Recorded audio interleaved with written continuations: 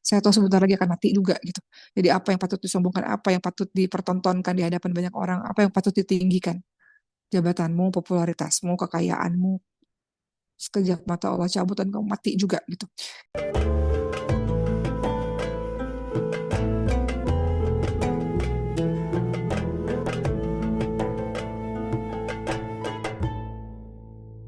Jadi cara malu di hadapan Allah SWT adalah melihat, berpikir, merenung, bertafakur betapa banyak nikmat yang Allah karuniakan kepada kita.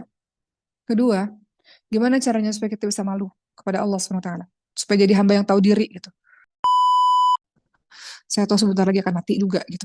Jadi apa yang patut disombongkan, apa yang patut dipertontonkan di hadapan banyak orang, apa yang patut ditinggikan.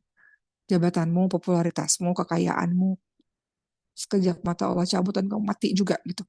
Jadi orang-orang yang ingat mati, dia pasti punya karakter yang tawadu. Lawan tawadu itu sombong, merasa hidupnya lama dan merasa butuh orang, tahu diri di hadapan Allah ya. Orang yang senantiasa ingat mati, pasti dia adalah orang yang senantiasa memperbaiki ibadah-ibadahnya, ya kan? Teman-teman kalau divonis kamu punya penyakit parah, mungkin 3 jam lagi nggak bertahan, pasti 3 jam itu nggak mau berantem sama orang, nggak mau jahat sama orang, nggak mau ngata-ngatain orang, mau maafin orang aja. Eh, ibadahnya diperbaiki, banyak nangis di hadapan Allah. Sisa 3 jam hidup pasti kita nggak akan menggunakan waktu dengan sia-sia. Masalahnya kita asal-asalan yang menggunakan waktu karena kita ngerasa hidup kita masih panjang, ya kan? Jadi orang yang ingat mati itu punya kelebihan lagi. Yang kedua adalah dia pasti akan senantiasa memperbaiki ibadahnya. Ketiga, dia akan takut berbuat zalim kepada orang lain.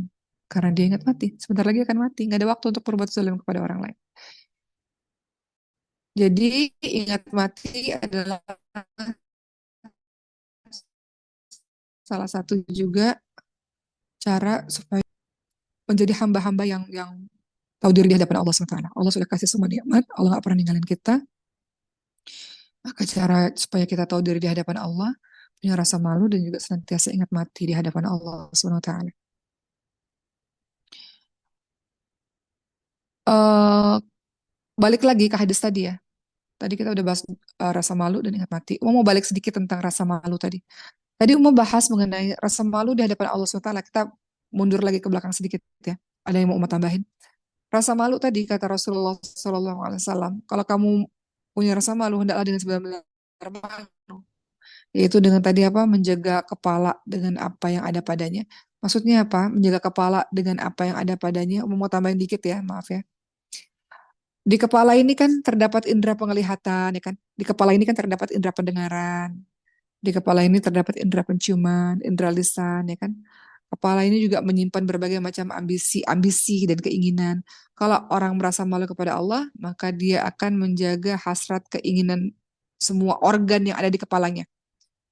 Dia akan menjaga pendengarannya, tidak akan mendengarkan apa-apa yang Allah benci. Dia akan menjaga pandangannya, tidak akan melihat sesuatu yang menimbulkan kemurkaan Allah. Dia jaga lisannya, nggak akan berbicara sesuatu yang Allah nggak suka.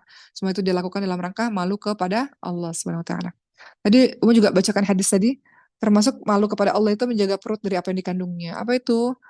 Di perut itu nggak hanya ada makanan ya. Tadi Mas sempat bilang menjaga makanan kita yang halal-halal, tapi berikutnya di perut itu kan ada hati, di rongga perut itu ada hati. Nah, jadi nggak cuma sekedar menjaga makanan dari hati. Dan itulah yang harus juga dijaga untuk senantiasa malu kepada Allah SWT. Hati itu tempat bersemayamnya rasa malu. Ya, tempat rasa malu itu bersemayam. Nah, kalau hati telah rasa malu kepada Allah, maka anggota-anggota badan lainnya juga akan mengikutinya. Jadi rasa malu kepada Allah, menjaga perut itu tidak hanya makan makanan yang baik, tapi juga menjaga hati kita dari perbuatan-perbuatan yang tidak baik. Apa kata Rasulullah? Sesungguhnya dalam jasad itu ada segumpal daging. Apabila daging itu baik, maka anggota tubuh akan baik. Apabila daging itu rusak, maka seluruh anggota badan juga akan rusak dan daging itu bernama hati. Ya, gitu ya teman-teman semua. Terus itu perkara malu. Kemudian tadi Mas sudah bahas tentang ingat mati. Ada kalimat tadi wal tadkur ya al maut wal bila ya. Hendaklah ia selalu ingat mati dan busuknya jasad. Nah, jadi kalau kita menyadari bahwa kita akan mati, kita akan wafat, kita akan berdiri di hadapan Allah Subhanahu wa taala dan Allah akan bertanya tentang apapun yang akan kita lakukan, yang sudah kita lakukan di kehidupan dunia, maka itu membantu kita untuk punya rasa malu di hadapan Allah SWT. Itu membantu kita untuk punya rasa tahu diri di hadapan Allah SWT. Gitu. Begitu ya teman-teman semua. Dan terakhir yang ingin saya sampaikan pada hari ini, eh tadi Rasulullah sempat katakan, barang siapa yang menginginkan akhirat, maka dia akan meninggalkan perhiasan dunia. Maka mudah-mudahan apa-apa yang teman-teman kerjakan pada hari ini, ya, ngafalin Quran kah, itu orang-orang pilihan kan nggak semua orang mau ngafalin Quran. Harusnya hafalan Quran itu menjadi tabiat sehari-hari sih. Teman-teman mau di pondok atau enggak, itu menjadi tabiat sehari-hari. Barang siapa yang menginginkan kehidupan akhirat, maka dia akan meninggalkan perhiasan dunia. Salah satunya adalah sibukkan diri dengan amalan-amalan soleh.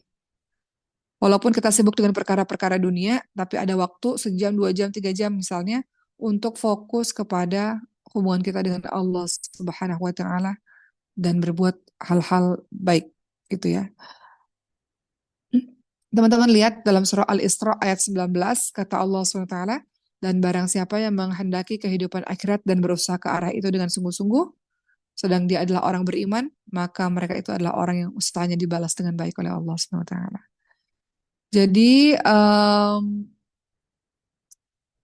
atas semua nikmat yang sudah Allah berikan, ingat-ingat engkau pernah sedih, pernah terjatuh, siapa yang menolongmu? Allah SWT.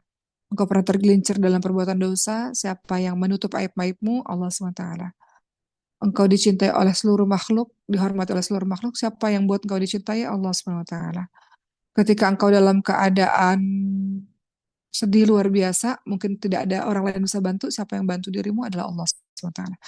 Allah Ar-Rahman Ar-Rahim, Allah Maha Baik, Allah nggak pernah meninggalkan kita. Mudah-mudahan dari apa yang mau sampaikan punya rasa malu, senantiasa ingat kepada kematian, senantiasa berorientasi kepada akhirat, itu membuat kita menjadi orang-orang yang bantu kita untuk jadi orang yang tahu diri di hadapan Allah SWT. Dan terakhir sekali adalah bersyukur. Bersyukur kepada Allah SWT. Salah satu bersyukur adalah dengan taat kepada Allah SWT. Begitu ya teman-teman semua. Uh, apa kata Allah SWT dalam surah Al-Baqarah 152? Fadhkuruni adzkurkum washkuruli wala takfurun. Al-Baqarah 152. Ingatlah kepada Allah, maka aku pun akan ingat kepadamu. Bersyukurlah kepada Allah dan jangan kamu ingkar kepadaku. Jadikan Allah nomor satu di hatimu, bukan makhluk yang nomor satu di hatimu. Jadi kalau kita berbuat dosa, kita rasa perih. Kalau hatimu masih terasa perih karena kau menyakiti Allah, maka kau masih termasuk orang yang beriman dan hamba yang masih tahu diri di hadapan Allah SWT. Hati-hatilah teman-teman semua. Ingat teman-teman semua, ketika kita buat dosa, pertama kali kita buat dosa tuh hati kita perih ya, karena kita menyakiti Allah SWT. Kita rasa takut kepada Allah. Tapi kalau dosa itu berulang-ulang, hatinya jadi beradaptasi dengan perbuatan dosa itu. Nah itu yang bahaya. Hatinya lama-lama jadi menganggap, oh itu hal yang biasa, karena dosa itu dilakukan berulang-ulang. Kita akan jadi hamba yang nggak tahu diri lagi di hadapan Allah SWT. Tapi kalau orang yang baru melakukan dosa pertama, itu hatinya perih, hatinya sakit, dirinya menyadari dia menyakiti Allah Subhanahu Wa Taala, menyakiti Allah SWT. Tapi kalau dosanya udah berulang-ulang, maka nggak sensitif lagi hatinya. Kan kata Rasulullah, minta fatwa kepada hatimu kan, kalau berbuat apa-apa minta fatwa kepada hatimu. Itu hati yang masih salim, kalbu salim, yang hatinya masih bersih, masih sehat. Tapi kalau hatinya udah berulang-ulang kali berbuat dosa, sehingga nggak bisa membedakan lagi, nggak bergetar lagi hatinya ketika berbuat dosa, maka hati-hati engkau sudah jadi hamba yang nggak tahu diri di hadapan Allah SWT. Sudah dikasih segalanya, tapi engkau jahat kepada Allah SWT. Begitu, mudah-mudahan hari ini ada manfaatnya, walaupun sedikit, tapi mudah-mudahan ada terasa sesuatu di dada kita. Doakan umat juga, saling mendoakan satu sama lain. Semoga Allah bantu kita yang sedang atau telah tergelincir dalam perbuatan-perbuatan dosa, dan Allah bantu kita untuk ingat ya, setiap buat dosa teman-teman sholat taubat 2 rakaat ya teman-teman semua. Dan masalahnya tiap hari kita buat dosa, berarti tiap hari sholat taubat 2 rakaat. Itu orang yang sholat taubat 2 rakaat, Allah ampuni dosa-dosa itu insya Allah. Semangat terus untuk menuntut ilmu teman-teman semua. Terakhir dari Uma pada hari ini, apapun profesi teman-teman semua, teman-teman yang nggak di pondok misalnya hari ini kerja kah atau ibu rumah tangga atau apapun semua, semangat untuk terus menuntut ilmu agama. Apapun itu teman-teman semua, apapun background teman-teman semua, teman-teman penting untuk pelajari ilmu syar'i, ilmu agama. Sungguh-sungguh dalam menuntut ilmu agama, lewat apapun, lewat Zoom seperti hari ini, atau lewat datang ke kajian-kajian atau baca buku, silakan. Dari sekian banyak waktu yang teman-teman habiskan, ya untuk kerja, bisnis, dagang, kuliah dan teman-teman yang lain-lainnya, masa nggak bisa menyisihkan waktunya sekian persen untuk hal-hal yang dapat melindungi iman kita gitu. Jadi tetap semangat dalam menuntut ilmu syar'i supaya nggak harus jadi ulama kita kan semuanya, tapi itu adalah tugas yang wajib kita lakukan setiap harinya. Jadi mau ucapkan terima kasih pada hari ini untuk teman-teman yang sudah bersemangat untuk mendengarkan ceramah pada hari ini. Mudah-mudahan teman-teman semua dan menjadi hamba Allah yang punya rasa malu di hadapan Allah SWT dan jadi hamba yang tahu diri dan jadi hamba yang gak kurang ajar di hadapan Allah SWT atas semua kebaikan yang Allah lakukan. Kalau pepatah Indonesia mengatakan air susu dibalas dengan air tuba ya. Orang udah berbuat baik tapi kok kita jahat gitu. Nah itu kadang-kadang perumpamaan untuk kita nih. Allah udah baik kok kita jahat ya sama Allah. Allah udah baik sama kita kok kita durhaka ya sama Allah SWT. Nggak tahu diri kita ini gitu. Jadi ini hari Jumat, banyak-banyak minta ampun kepada Allah SWT atas semua dosa-dosa yang kita lakukan. Merenung teman-teman semua, merenung di sejadahmu itu, merenung ya Allah kotornya diri ini ya Allah, ya merenung, dan mudah-mudahan Allah bantu kita untuk jadi orang lebih baik dari hari ke hari. Terima kasih untuk hari ini. Kembalikan kepada moderator, kita ketemu lagi Jumat depan. Assalamualaikum warahmatullahi wabarakatuh. Waalaikumsalam warahmatullahi wabarakatuh. Jazakillahu khair, Uma. Uma mohon izin, apakah ada pertanyaan yang akan Uma jawab?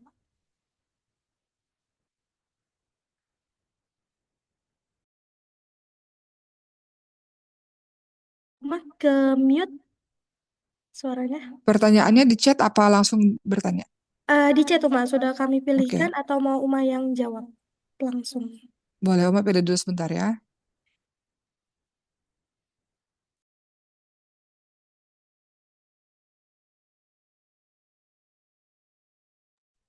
Sebentar ya teman-teman ya. Uma tutup kamera karena ini ntar kameranya kebalik soalnya.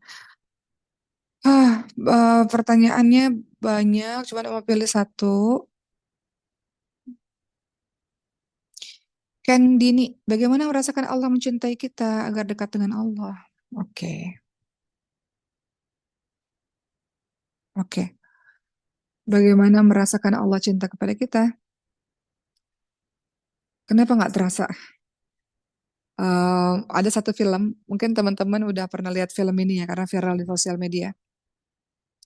Em, ada orang buta, mungkin pernah lihat trailer filmnya ya. Dan kemudian ada seorang penghafal Quran di sebelahnya, ya kan? Film itu viral di sosial media.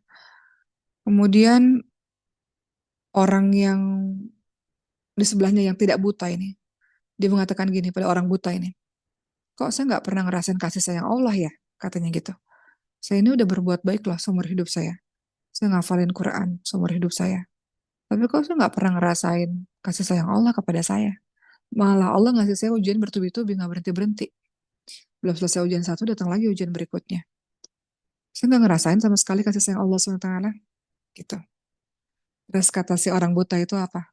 Mbak, yang buta itu saya apa mbak sih? Katanya gitu. Pernah ngeliat nggak videonya? Ya, lihat dulu ayatnya ya. Yang buta itu sebenarnya siapa katanya? Saya atau mbak yang buta gitu.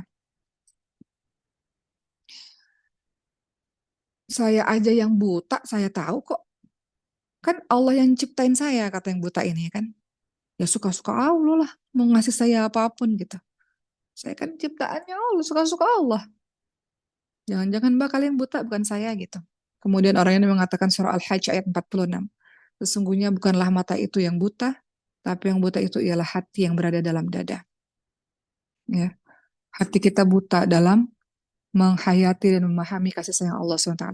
Memangnya kalau engkau saleh, kalau engkau penghafal Quran, memangnya Allah nggak berhak untuk memberikan ujian-ujian dalam kehidupanmu? Bukankah ketika Allah memberikan ujian dalam kehidupanmu, artinya Allah sayang kepadamu? Kok bisa Allah sayang kepada kita dengan cara memberikan ujian? Iya, karena Allah memberikan pembelajaran untuk dirimu.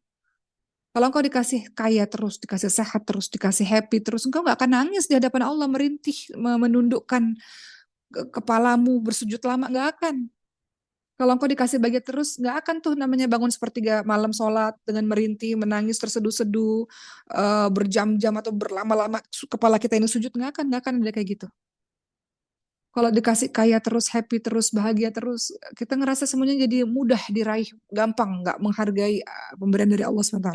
Jadi kadang-kadang harus dibuat jatuh dulu gitu. yang engkau merasakan kasih sayangnya Allah. Manusia kalau dibuat happy terus nggak bakal tuh yang namanya sholat malam khusyuk, nggak bakal doanya khusyuk dengan air mata nggak bakal.